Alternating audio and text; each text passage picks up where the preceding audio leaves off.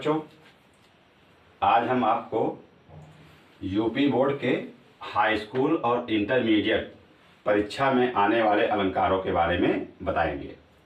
देखिए, इंटर की परीक्षा में ये 6 अलंकार निर्धारित हैं: उपमा, रूपक, उत्प्रेक्षा, अनुप्रास, यमक और श्लेष।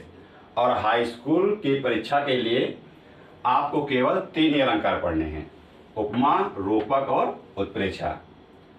तो अब अलंकारों के बारे में हम आपको बताएं उसके पहले आप ये जान लीजिए कि अलंकार क्या होता है। देखिए, अलंकार का मतलब होता है अलंकृत करना, यानी सजाना। जैसे देखा होगा आपने कि शादी फंक्शन या और कोई चीज़ है तो स्त्री या पुरुष खूबसूरत दिखने के लिए, अच्छा दिखने के लिए आभूषण, कपड़े, मेकअप आदि चीज़ों का प्रयोग करते हैं ताकि वो दूसरों के सामने अच्छा दिखे। वैसे ही हम लोग जब अपनी बातों को मज़ेदार या वजनदार बनाने के लिए कुछ अच्छे शब्दों का प्रयोग करते हैं तो हम कह सकते हैं कि हमने अलंकारों का प्रयोग किया है। जैसे कहने मतलब है, अभी किसी को कहा जाए कि आप बहुत खूबसूरत हैं, तो ये सिंपल वाक्य हो गए, साधारण शब्दों में हमने कहा।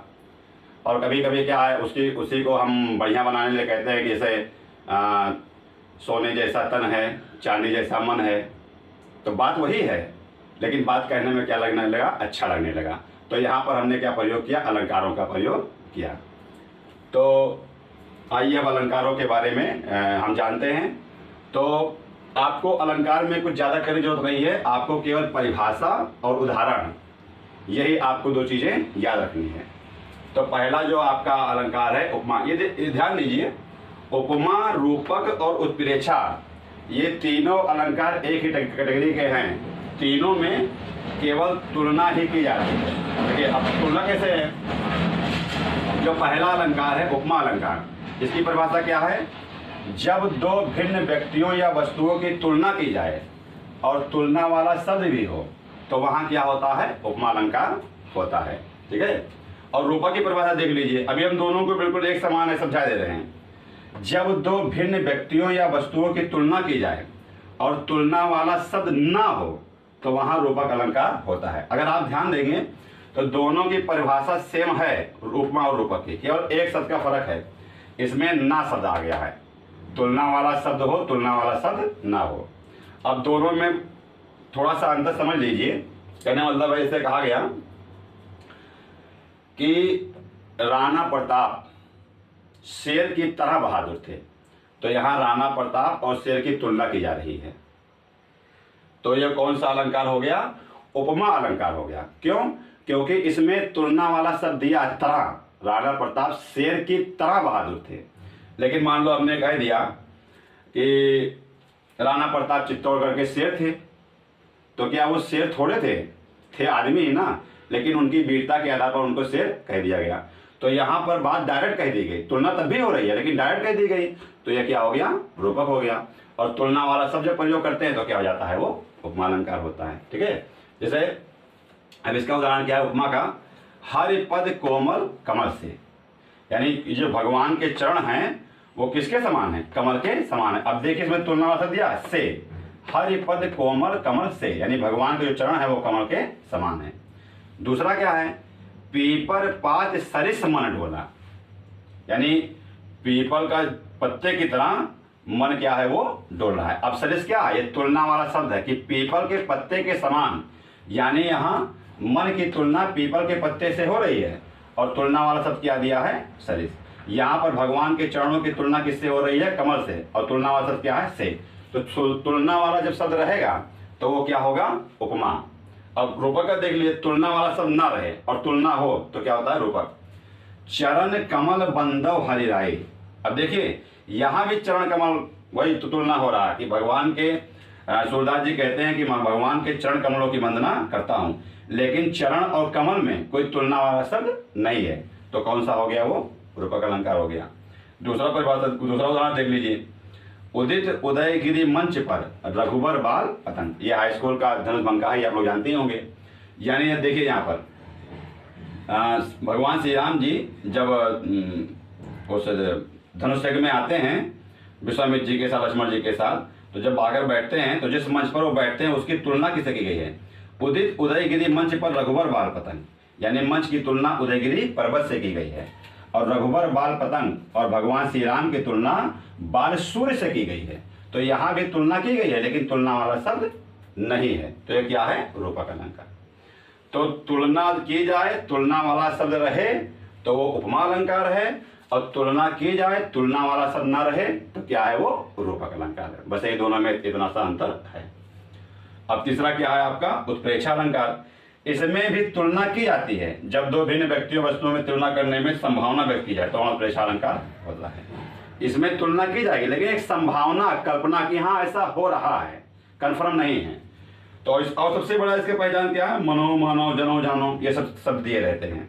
तो अगर ये शब्द दिए रहेंगे तो तुम समझ लेना कि वो क्या है? उत्प्रेक्षा अलंकार है। जैसे पहला एग्जाम्पल है, धाय धाम काम सब त्यागी, मनहु रंग निधि लोटन लागी। यानी यहाँ पर वही रामचरितमानस का ही है कि जब प्रभु श्री राम जी जनकपुर में घूमने टहलने के निकलते हैं तो लोग उनका दर्शन करने के लिए अपना घर द्वार और सारा काम छोड़कर इस प्रकार दौड़ पड़ते हैं कि जैसे कोई भिखारी खजाना लूटने दौड़ पड़ा हो उनके दर्शन करने के लिए। ठीक है, तो यहाँ पर भी तुलना की जा रही है। और जो है ये शब्द है मनो, बस जान लो कौन सा है? वो उत्प्रेक्षा अलंकार है।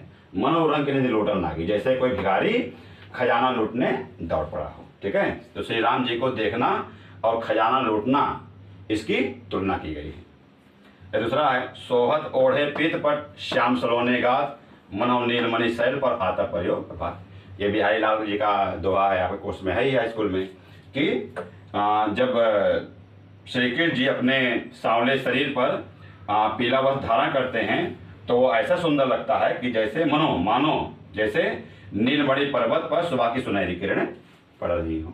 ठीक है, तो बस आपको एग्जाम की दृष्टि से परिभाषा और उदाहरण, हमने दो उदाहरण दिया है, आपको एक उदाहरण याद करना है, जो भी आपको आसान लगेगा याद कर लीजिएगा। और हाई स्कूल का ये निर्धारित है, इसी में से एक ना एक कन्फर्म आना है। तो एग्जाम्पल और उदाहरण आप याद कर लीजिए। एक बार फिर से हम रिवाइज की दे रहे हैं कि उपमा और रूपक दोनों में तुलना होती है। अगर तुलना वाला शब्द है तो वो उपमा है, और तुलना वाला शब्द नहीं है तो क्या है? वो रूपक है। और जहाँ तुलना करने पर मनो, मानो, जनो, जानो शब्द आए तो वो क्या होता है? उत्प्रेक्षा अलंकार होता है। अब आप लोग चाहें तो इसका स्क्रीनशॉट ले लीजिए। और जो 3 और अलंकार बचे हैं, क्योंकि हाई इंटर में उपमा, रूपक, उत्प्रेक्षा, अनुप्रास, यमक, श्लेष, ये आपको 6 अलंकार, 6 के 6 अलंकार याद करने पड़ेंगे। इसमें से कोई भी आ सकता है। तो आप इसका स्क्रीनशॉट लीजिए और उसके बाद हम वो 3 भी आपको बताते हैं। देखिए, अब आपका अगला अलंकार है अनुप्रास अलंकार। अनुप्रास अलंकार क्या होता है कि जब किसी वाक्य में एक ही अक्षर अगर बार बार रिपीट हो रहा है तो जान लीजिए वहाँ पर कौन सा है? अनुप्रास अलंकार। जैसे चंदू के चाचा ने चंदू की चाची को चांदी की चम्मच से चटनी चटाई। अब इसमें क्या हो रहा है?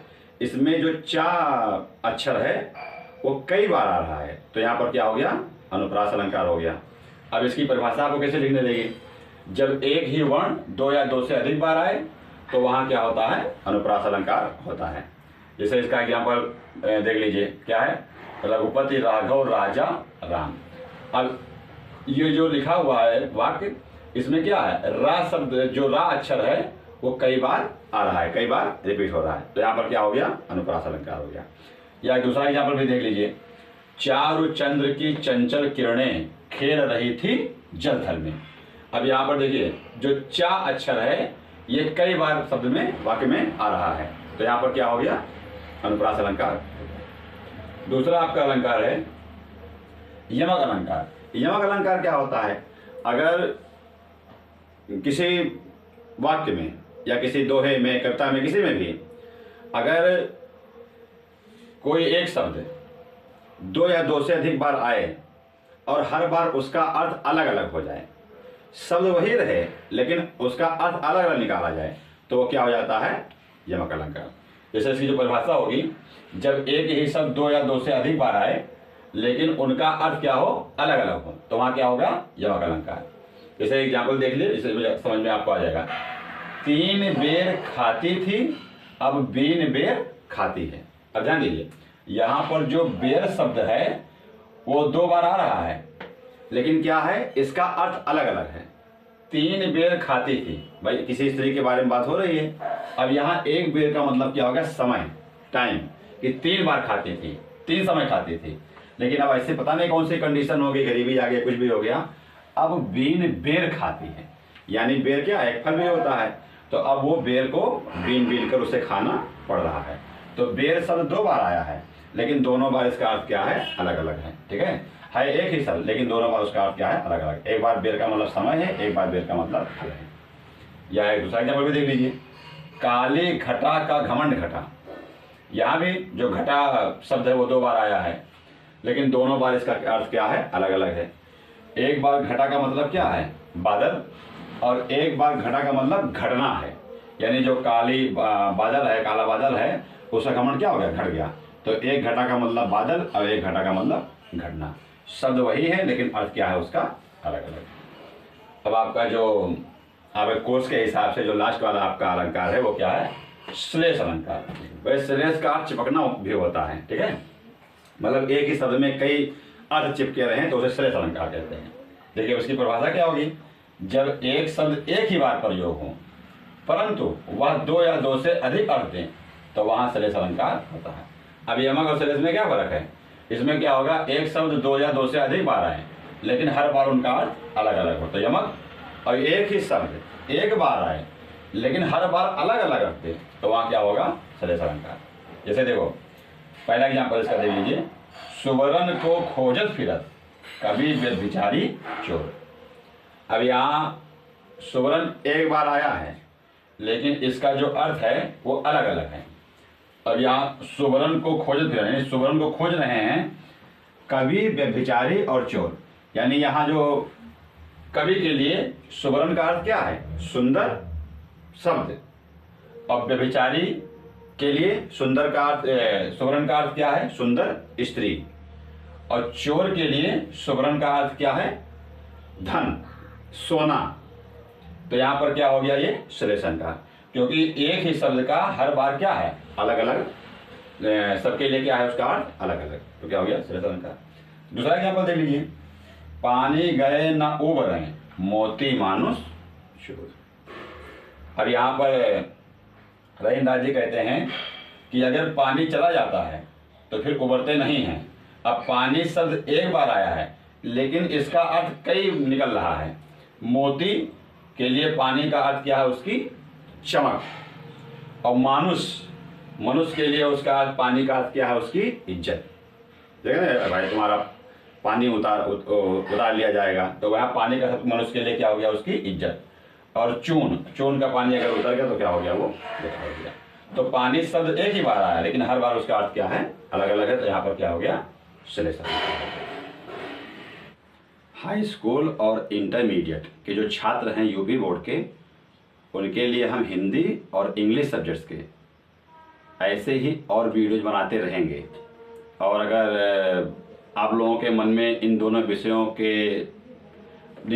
को लेकर अगर कोई और क्वेश्चन के लिए डाउट हो तो आप कमेंट बॉक्स में लिख दीजिएगा, हम उसका सॉल्यूशन देने का प्रयास करेंगे। जय हिंद।